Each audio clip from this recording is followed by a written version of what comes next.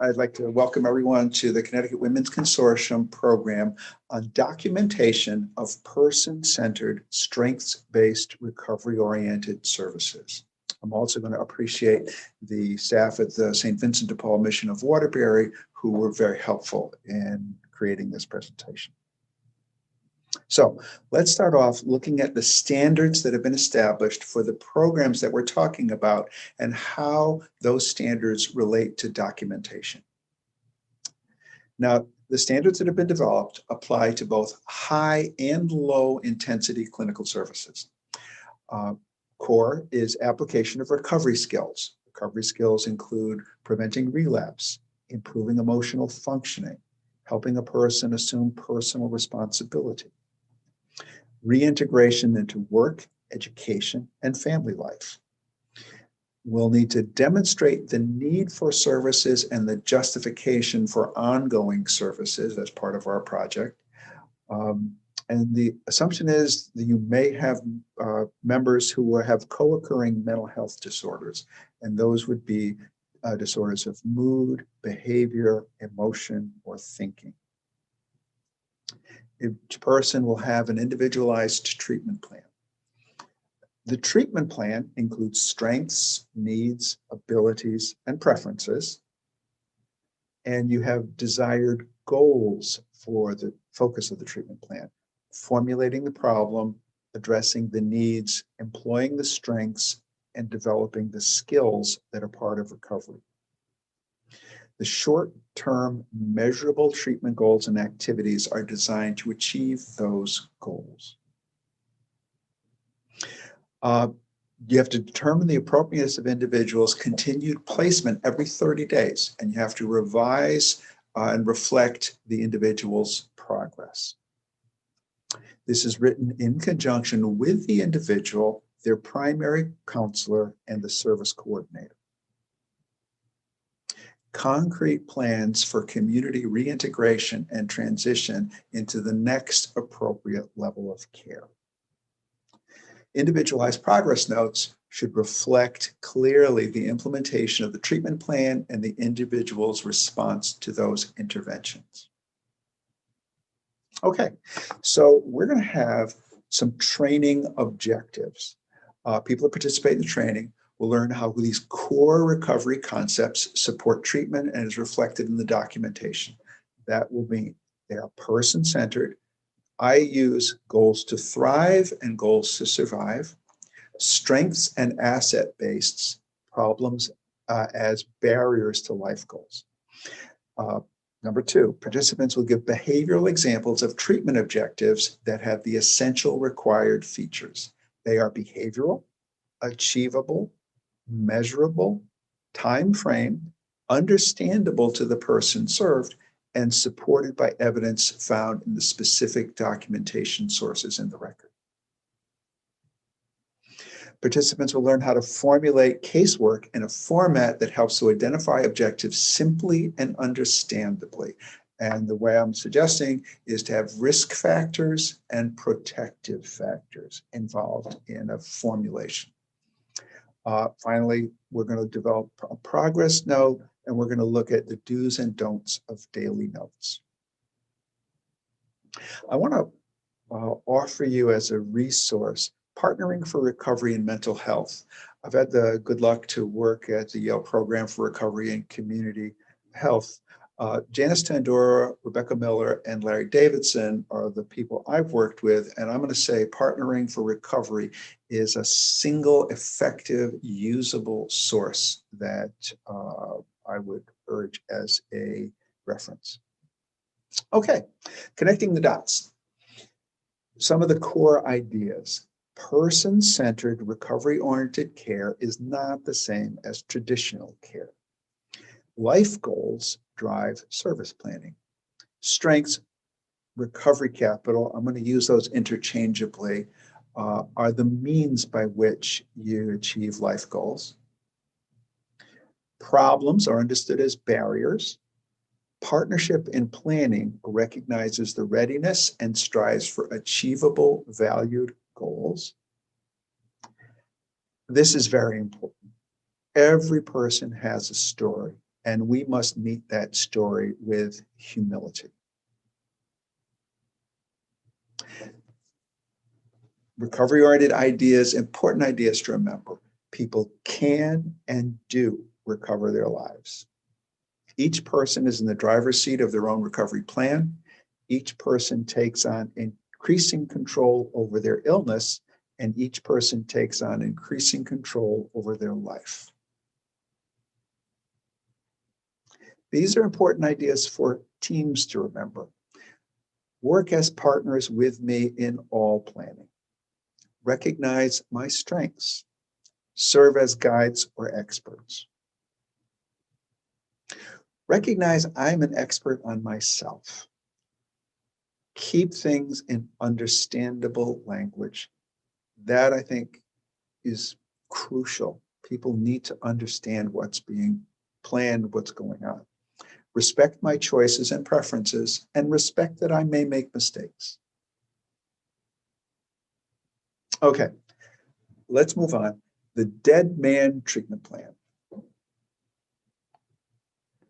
This is a dead man test. Aaron will not drink, will not smoke, will not argue with the neighbors. Think about that. A dead man could do that plan well.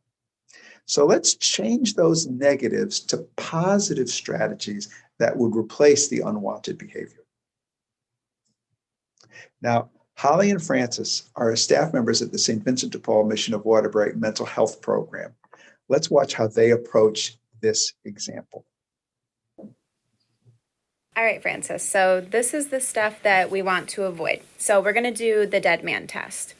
So on the plan, if you were to say, Aaron will not drink, Aaron will not smoke, and Aaron will not argue with his neighbors, a dead man could do that plan.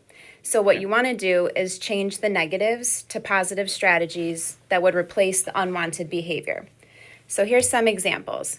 So instead, we would say Aaron will maintain his sobriety by talking with his sponsor every evening and by playing his guitar when having urges. Or Aaron will refrain from using tobacco by using his relaxation techniques and nicotine replacements. Or Aaron will greet his neighbors in a friendly way or walk away to avoid potential arguments. Okay, that makes sense. Good. This is a quote from Martin Seligman.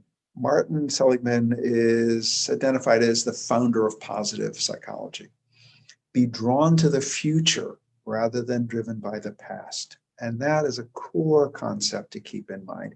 Everything should be where you are headed, not just the history that people have lived.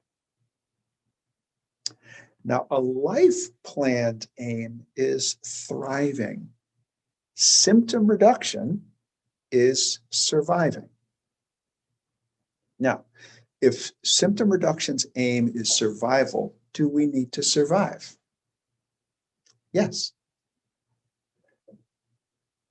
When you think about thriving goals, one of the responses that you can get is, but my people have no goals, and they can't tell you any goals. I can't give you an example of a goal. I have no goals. They can't tell me any goals. So what motivates people anyway? Genuine life goals and dreams. A car, a home of my own, a job or school, a partner. I had the fortune to encounter a peer support advocate from the VA who said everybody wants chow, a car, a house, a woman, a wife, and a job. The idea, an occupation and a wife. So the idea that people want the same things. It's not too hard to imagine that people really want the same things all the staff members do. I'm going to say a pet. Now, these are my dogs visiting with my friend's dog. Something as simple as having an animal in your life can be what drives you toward a desire to move forward. And those are for the dog people and for the cat people. This is my son's cats. The whole idea that a cat, a dog, a pet, anything can make a big difference in a person's desire to move forward in their life. Now, life goals are not symptom management. I'm going to leave, what we'll do with some of these slides is I'm going to leave them up for about a short time so you could pause if you wanted to see this slide. This is from a friend and colleague, Dr. Robert Liberman, who put together a way to help a person pick out goals. Where you want to live, work or school, going on to learning more about health and wellness. Finally, emotional health, medication health, symptom management, or sobriety. And these I want to credit Dr. Robert Liberman for the Social Independent Living Skills curriculum. Now, in the next video, Sarah and I are talking about how to use this kind of interview approach to help people identify some personal goals. Hey, Sarah. Hi. So when you're doing the interviews with the new clients coming in, what I want you to use is this way of gathering goals from them, because sometimes they're going to say, I don't have any goals. So what we've got is this kind of interview. Where do you want to live? Do you want to work? You want to go to school? Are there things that you'd like to work on, like relationships, spiritual, appearance, personal care? So we're starting out with things that people have part of their life. Then we'll go on to more about leisure. Finally, we're going to get around to your mental health, your emotional health, sobriety, symptom management, so that we're really tipping it over so that people talk about what they do want, not what they're trying to avoid. Okay. So doing an interview on the intake unit, that'll be a way to start it off and help people find goals. Yeah, I think this is a great guide. All right. Thanks. Okay, and let's just do a little bit of an inventory of some of the goals that you could hear people find. Find and maintain a place to live, return to school to get a degree, finding a satisfying job, financial independence, being a good parent, being a good son, being a good daughter, having a loving relationship, developing the energy to do the things I would like to do, finding ways to regain my old interests, finding and keeping friends, find ways to relieve loneliness, learn to manage symptoms that interfere with my life, find ways to stay out of the hospital, find ways to avoid drugs and alcohol that interfere with my life, ways to manage depression, reduce thoughts that disturb me, find medications that work for me. Again, we're seeing this with the front end of that list was things that people strive toward. And the bottom end of this list is the barriers, depression, drugs and alcohol. Those are the symptoms you want to manage. Now, have we seen records or assessments with very limited strengths or recovery capital sections?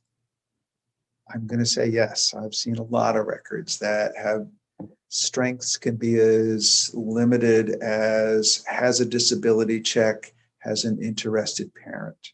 That's not a very thorough list of strengths and recovery capital. We put together 8 categories: abilities, interests or enjoyments, talents, personal qualities, past successes and experiences, skills and effective strategies, knowledge, supports, and let's run through some of those down. Abilities: I'm able to get along with others. Interests: I'm interested in food and cooking. Talents: good listener. Personal qualities or values: I am persistent. Past successes: I have a work history. Skills or strategies: I can advocate for myself. Knowledge: I understand health and fitness. Supports: I have a spiritual connection to a faith group. Broadening the sense of what skills, what strengths and recovery capital are is very useful. We're going to do an exercise. Let's assess the strengths in a scenario. Now, what we'll do here is I'm going to leave the scenario on the screen for a short time so that you could pause if you choose to do that.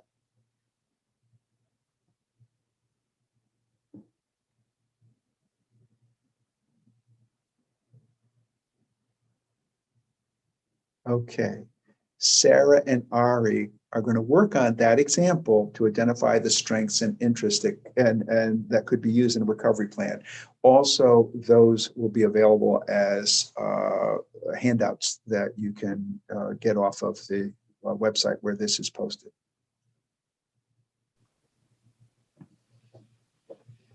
Hey Sarah, so we've been asked to go over like strengths and stuff for like this case example. So let me just like read it off and then we'll go over again and we'll look for some of the strengths in this. Sound good? Sounds good. Okay. So you have had an injury that has kept you off your feet and in a cast for 8 weeks. You've been weakened by the long recovery and you are now out of breath when you walk in from your car and up from your steps. You're alarmed by your current state and are motivated to do something about it. You take pride in your physical abilities and skills, and you encourage others. You were physically active in school and normally in a good shape as an adult. You like to walk and have a favorite walking area near your home. You have a friend with a dog who likes to walk. You have read that 10,000 steps a day is in the established figure for effective fitness. And finally, this is a strange situation. It's like writing a treatment plan for yourself, right? Yeah. So what do you think are the strengths here? Well, the first thing that stuck out by me is this person is alarmed by their current situation, which means they're already aware of what they want to work towards and they're motivated to do something about it. Right? Yeah. And something else, that they actually take pride in their physical abilities and skills and they encourage other people. I think Yeah. that's a pretty good strength. I agree. I also noticed that they were previously physically active and typically in very good shape as an adult. So it's definitely an obtainable goal. Yeah, right? And they like to walk, right? And they also have a friend who has a dog that likes to walk. And like dogs always like motivate people to go walking because, you know, they need to, right? It also sees that they've done some research because they knew that 10,000 steps a day is the established figure for effective fitness. So they're putting in some of the work already.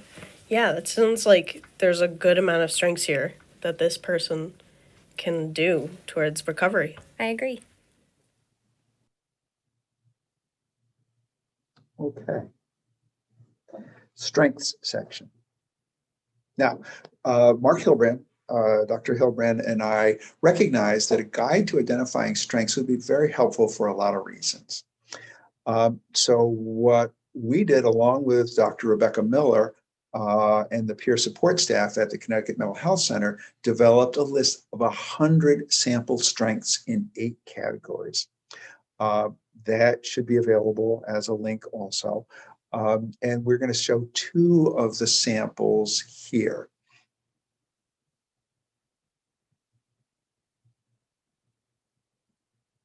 These are examples of abilities, and you note that a person may have another ability that they list. This is examples of useful past experiences, things that I've done in the past that help me with the situations I encounter in the present.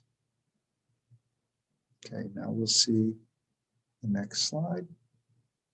Now, Francis is going to ask Ari to read the list aloud and then select the 2 that most stand out for her.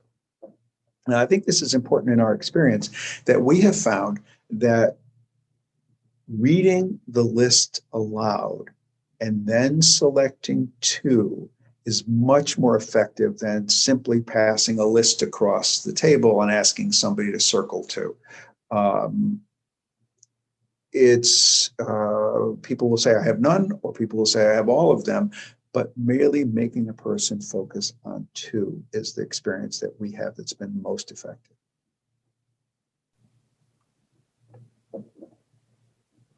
Okay, Ari. So what we're gonna do is look over some strengths that individuals want to work on and work towards. So if you can just read off those, and we can go from there. Okay, so I am able to get along with others. I adapt easily. I handle stress well. I can work independently. I am bilingual. I can say no when something is not right for me. I can take a bus throughout the city. I am able to maintain relationships. I show up on time. I listen well. I can think critically. I'm able to negotiate and bargain. And I am aware of myself and my thoughts. Okay. So how about you pick out two of those that you think are strengths for that you have? Okay. I would say that one strength is that I'm able to get along with others pretty well. Okay. And I would say that I'm also pretty aware of myself and my own thoughts, too. Okay. So that's good that you were able to pick out two strengths that you might have. Okay. Okay. We're going on to barriers. Now, this is again from Dr. Janice Tandura from Yale Program for Recovery. Barriers is a word that historically has been called problems. So instead of eradicating signs and symptoms, we want to reduce the things that interfere with a person's life. Those are the barriers. Okay, so we're going to do an exercise. We're going to assess the strengths, the goals, and the barriers in a scenario. I'll leave this for a moment so you can pause. Now, Holly and I are going to walk through a scenario and identify Gina's goals, strengths, and barriers.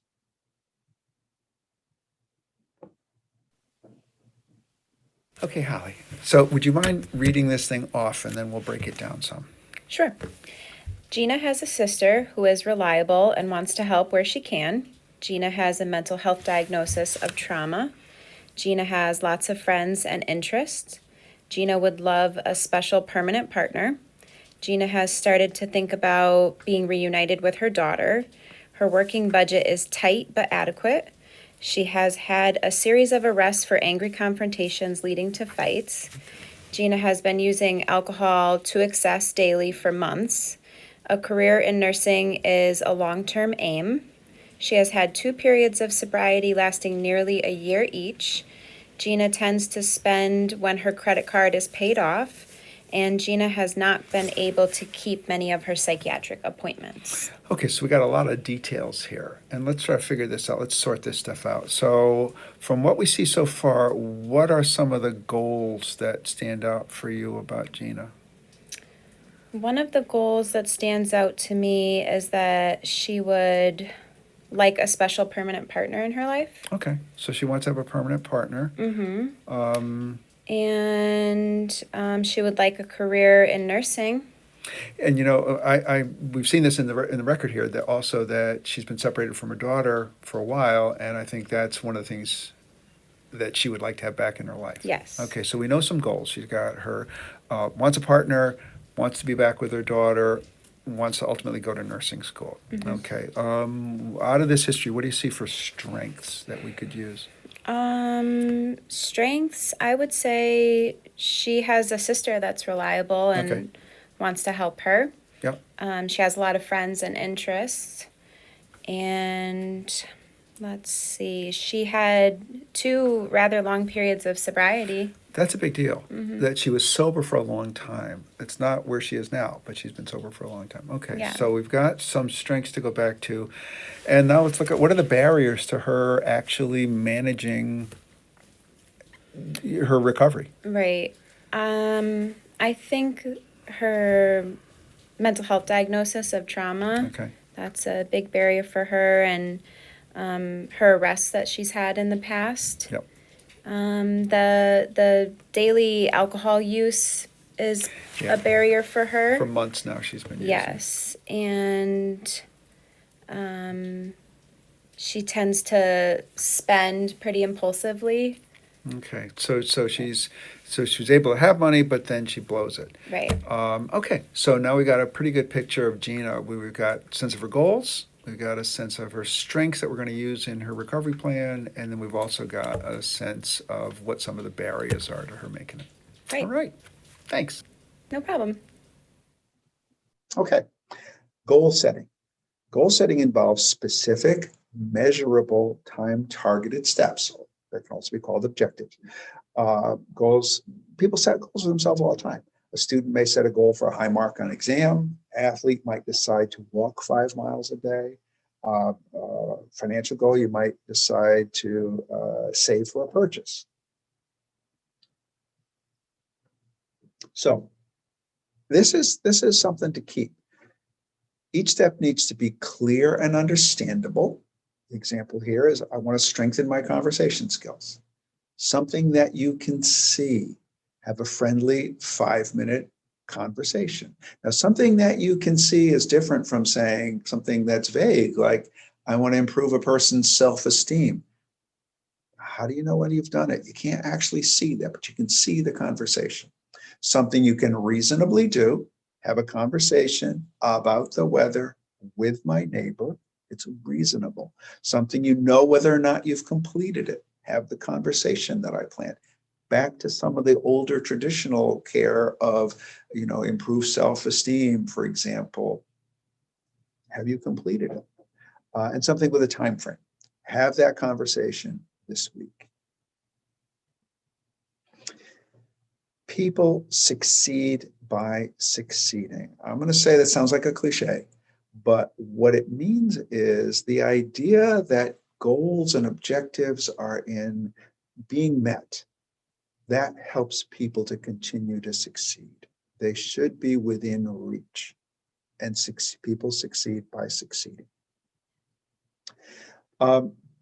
Breaking down skill development into very small steps and pieces. This is an essential part in recovery planning, and I think in having a program effectively work for the men and women it's meant to serve. Now, we're going to use an example here, food independence. Now, that's an activity of daily living skill. You could do this on a health skill. You could do this on any other symptom management skill. But let's look at food independence. It's not the same as cooking. Say, well, we're going to teach them to cook. Food independence is very different. Now, list the elements that are part of food independence. Now, those in this example will be part of making steps in a service plan. So, focusing on small areas and pieces of a much larger goal is a way to plan and then document progress. Again, Francis, Ari, and Holly are going to break down food independence in a way to illustrate how to identify small areas of focus within a much larger life goal.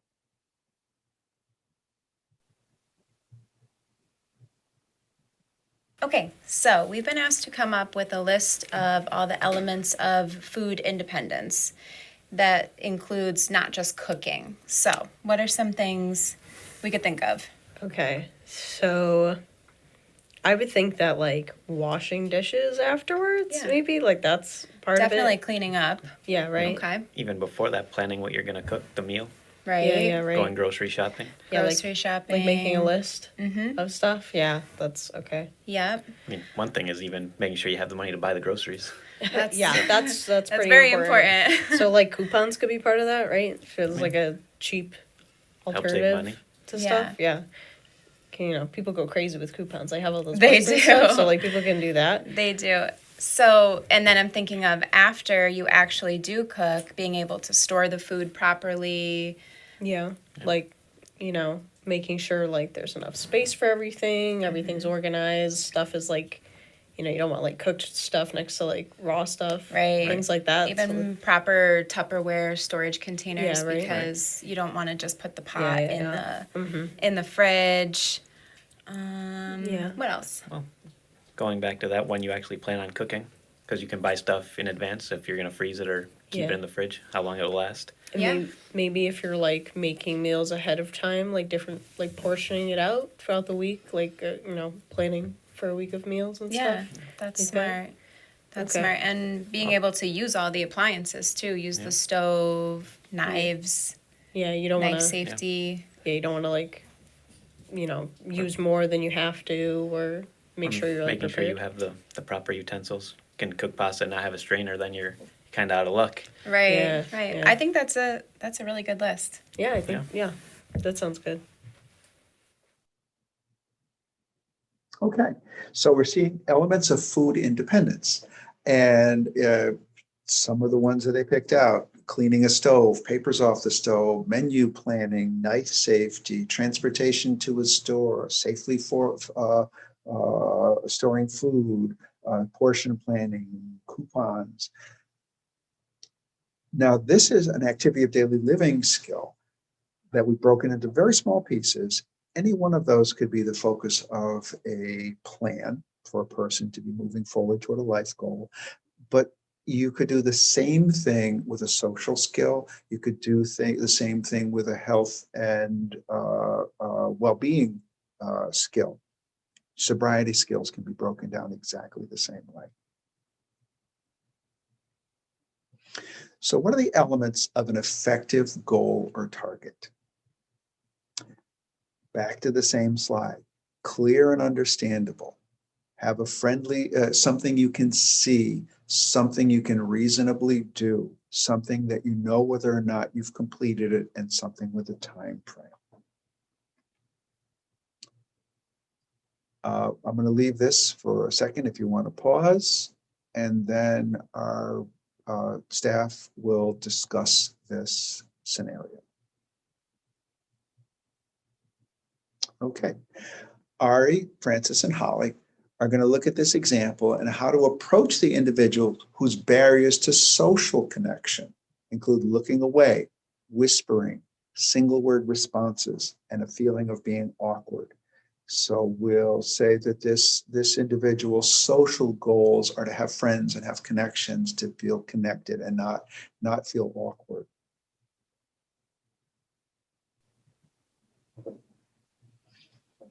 Okay, so we're going to work on an exercise to look for short-term goals and how to work with a client. So we'll do this as an example. So Michael is 26 and generally in good health. Lived with his mother most of his adult life and rarely left the apartment. Michael has had a few friends. Likes the Boston Red Sox, is a member of a social club but rarely attends.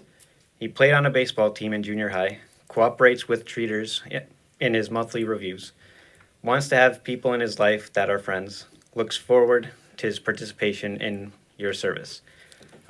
So let's look at things that we want to work towards with this. Okay. So now this individual, he struggles with these things, like looking away. He whispers every single word responses, and he feels very awkward. Okay. Correct. So we need to find some steps to work with that.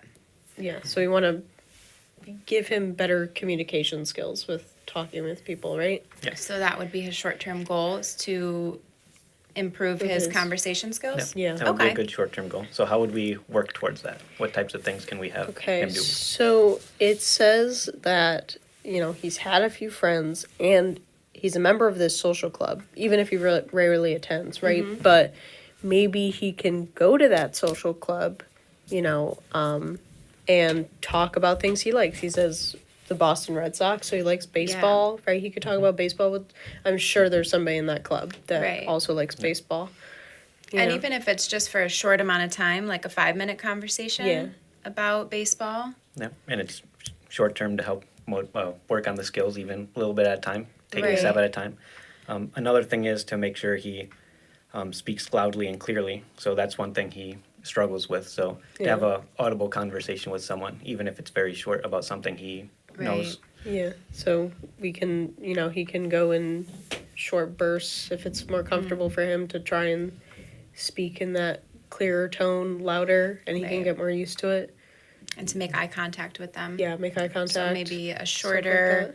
conversation where he's making eye contact and talking loud enough that they can hear him. Yeah, and maybe if we, if he has few friends, if he goes with a friend, maybe that'll make him feel less awkward Yeah. around others because he's got somebody there who supports him or having the conversation with that person that he knows well. Yeah. Okay, You know? I think these are good recommendations, and I think it would work well with helping this individual. Yeah, sounds good.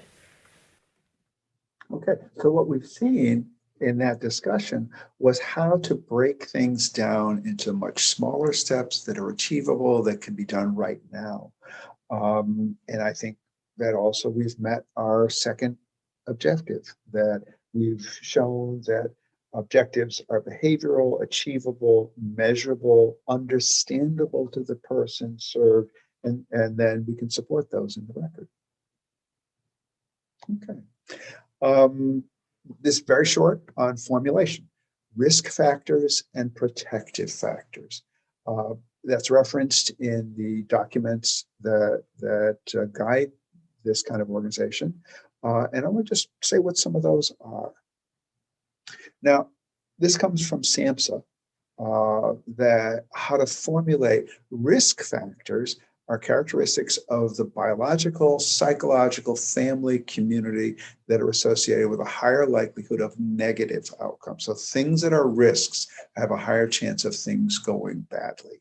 So a family history that leads to bad outcomes, a history of abuse, history of neglect, conflict, isolation, legal or financial troubles, poverty or homelessness.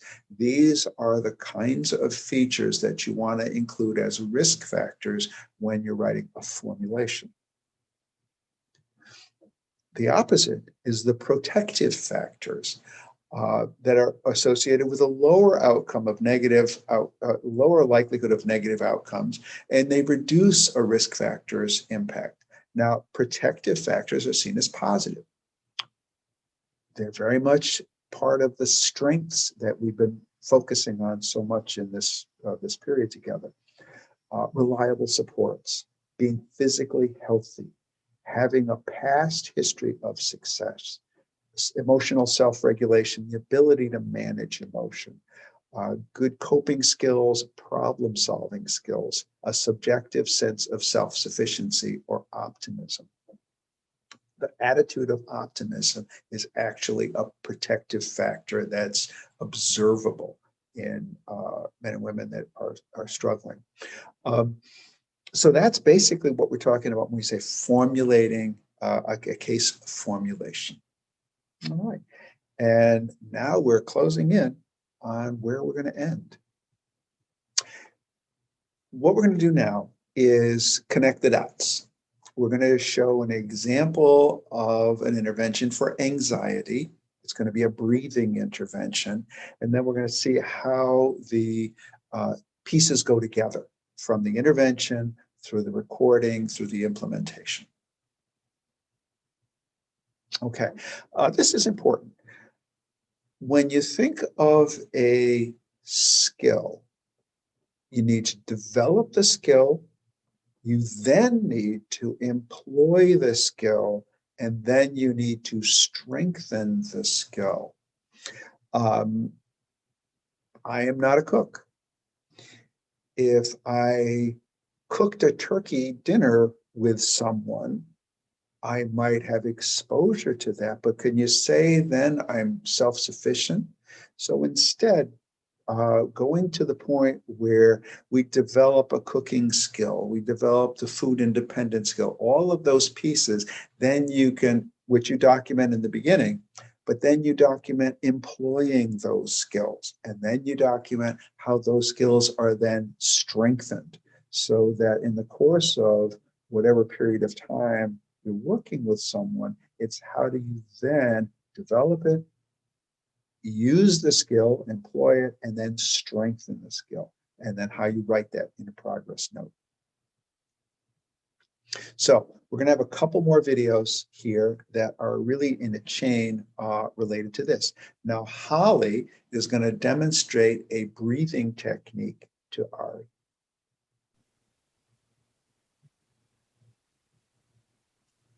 Okay, Ari, so I'm going to teach you a breathing technique for helping clients manage anxiety. Okay. So it is 5 seconds of inhaling in through your nose, holding for 5 seconds, and then exhaling for 5 seconds out through your mouth.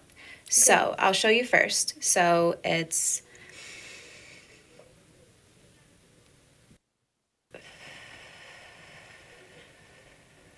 All right. so now I'll have you do it and I'll count for you. Okay. Okay, so inhale in, 1, 2, 3, 4, 5. Hold, 1, 2, 3, 4, 5. Out, 1, 2, 3, 4, 5. You want to Okay. do it together one time? Okay. Okay, ready? Go.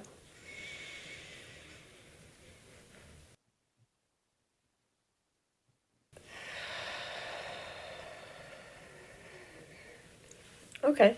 Sound Yeah. good? Yeah, that's easy enough. Does this seem like something that you could teach to some of your clients? Yeah, I think so. Okay, good. Awesome. Great. Okay, so we've seen an example of very simple technique to manage anxiety, and it's a breathing intervention. Now, how are we going to write a progress note on this? Different organizations have different requirements. These are some of the ones that you can see commonly. BURP, which is behavior, intervention, response, and plan. So some organizations would say, write a BURP note. The second one, data, assessment, and plan. SOAP is a common one, subjective, objective, assessment, and plan. Some organizations require one or another. Others, you are free to record in a professional fashion, but there's not a format that's required. Any one of those is perfectly acceptable. So Holly is going to explain to Ari how she's going to write a BURP format note.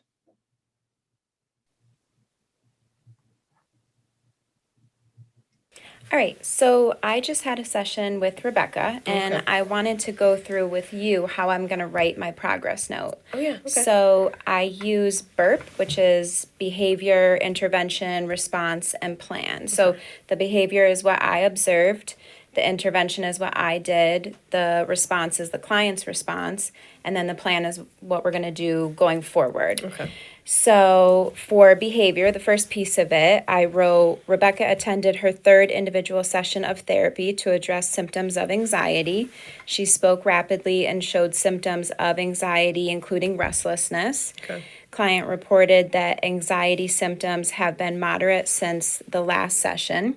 She reports she has practiced her breathing exercises several times daily since our last session. Okay. Now, the intervention piece, I wrote engaged client in grounding and mindfulness breathing exercises. Rebecca has developed this skill and is in the process of employing the skill to manage episodes of anxiety. Okay. And then the response, Rebecca's response was Rebecca reported sensations of relief at the conclusion of each exercise, encouraged her to continue practicing these techniques between sessions and to report back to me. Reached plan for practice 3 times daily until our next session. Okay.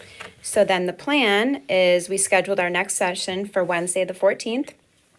Client's going to report back at the next session the effectiveness of the breathing techniques. And I referred Rebecca to Dr. Connolly to discuss medication treatment for anxiety. Okay. That makes sense. So that's how you would write the note for the session.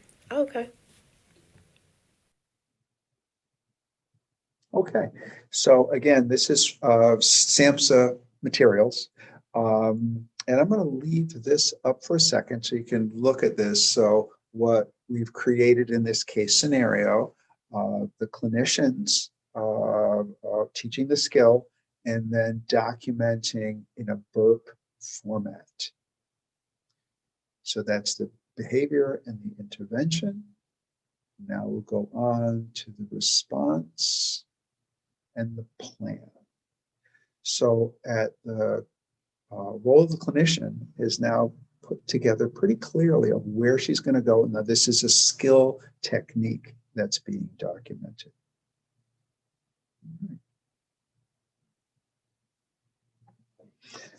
So now we're going on to progress notes and daily notes, do's and don'ts. This is general charting. Information that should be passed from shift to shift include medical or health changes, things that could have an impact on recovery, participation in groups, classes, or activities, positive notes on engaging people. It's important to note positive things too. Reminders or encouragement that staff offered. Moods, statements, or quotes. The level of activity a person shows. And simple reflections on a mental status, general principles for charting. Now, Ari is going to tell Frances what she documents on her shift and what her note says.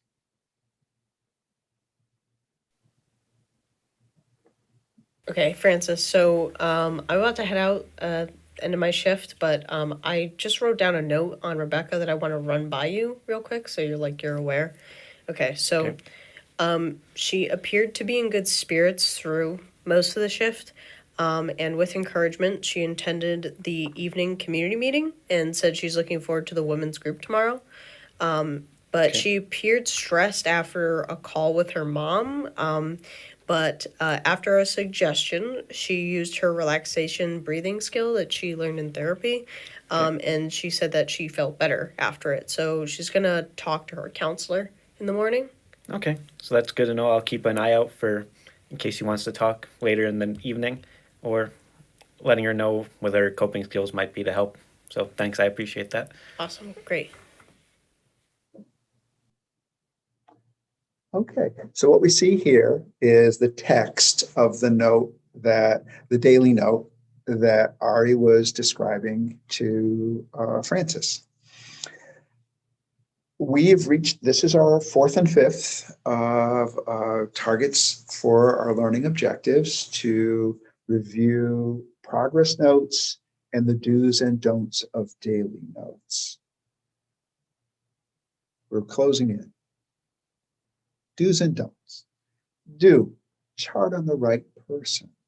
It's embarrassing when you go to a record and it says one name, and then somebody else's names. And you'll be surprised how often that happens where people chart on the wrong person. Be truthful. Be specific. Be legible. Be accurate. And document strengths. You can avoid excessive detail. Overdoing the detail is often not going to add anything to the quality of your record keeping. Don't cut and paste and copy information.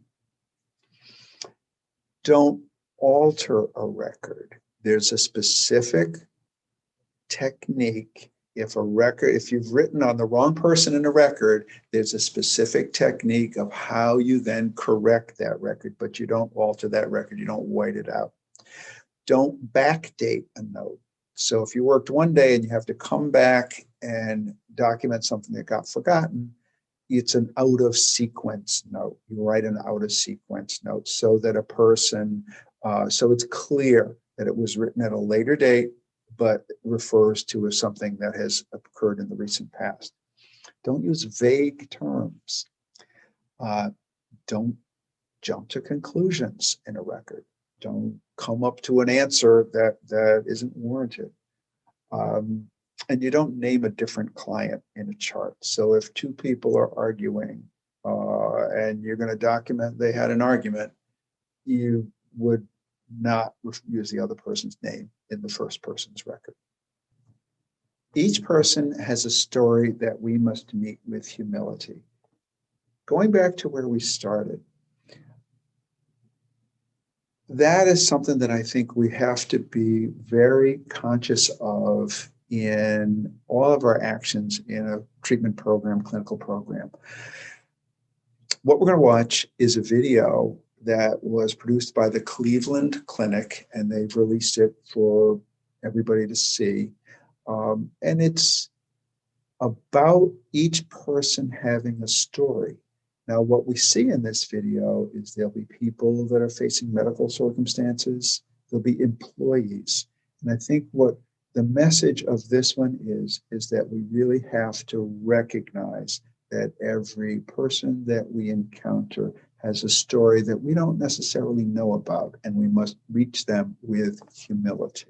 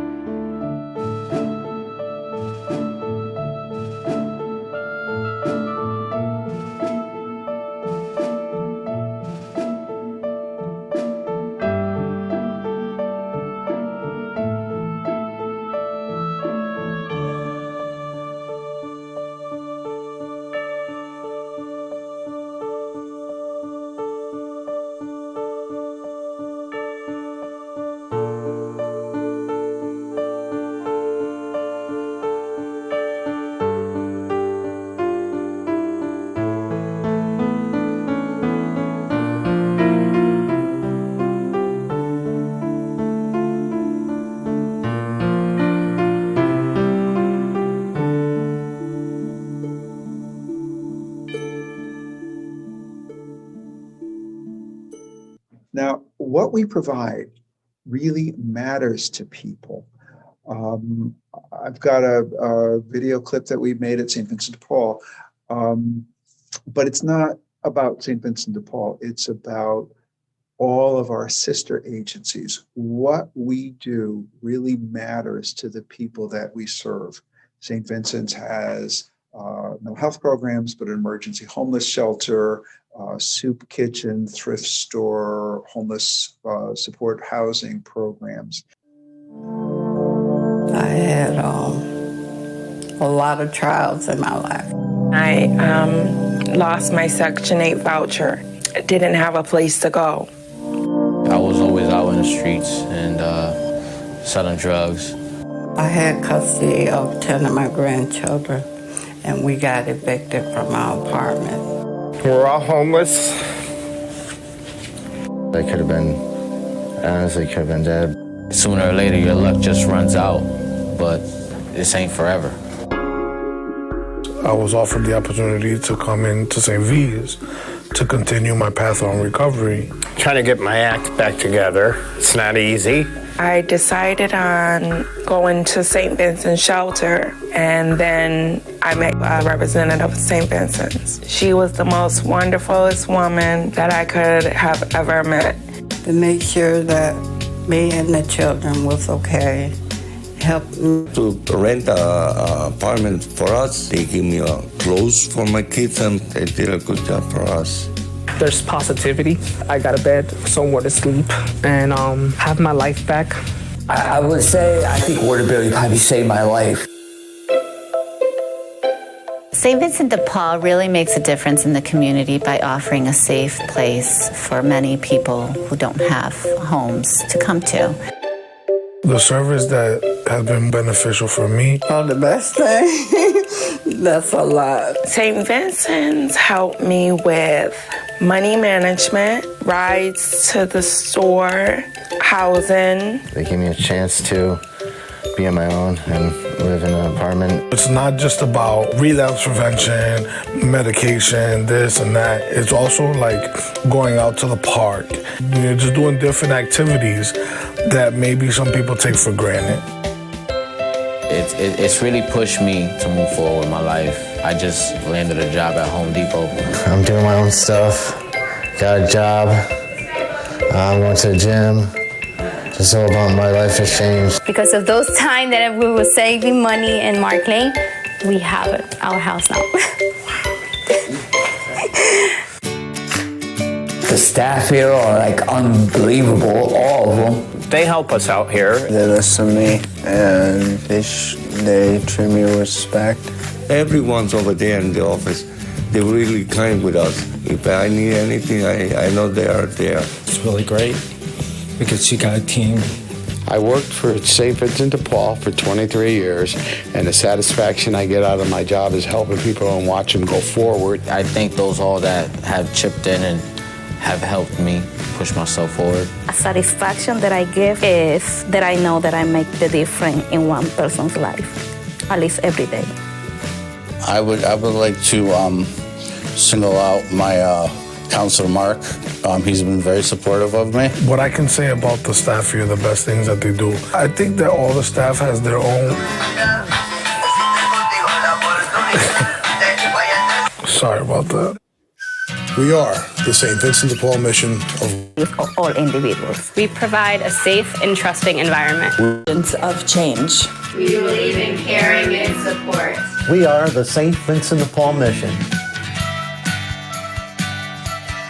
Thank you for supporting St. Vincent de Paul. Thank you for supporting St. Vincent de Paul. Thank you for supporting St. Vincent de Paul. Gracias por apoyar a San Vincent de Paul. Thank you for supporting St. Vincent de Paul. Thank you for supporting St. Vincent de Paul. What we provide really matters to people. So when it's frustrating and you feel like the documentation is just one more step, think back on this and how much of a difference it's made to people in so many different situations. Now, thanks and appreciation to the staff of the St. Vincent de Paul Mission of Waterbury, the Cornerstone Mental Health staff for their kind participation in producing the video clips.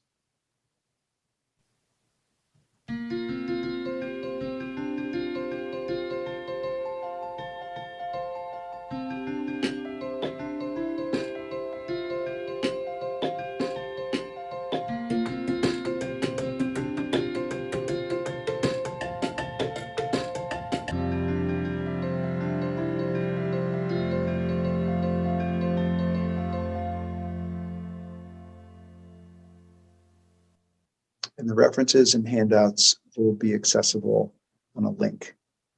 Thank you.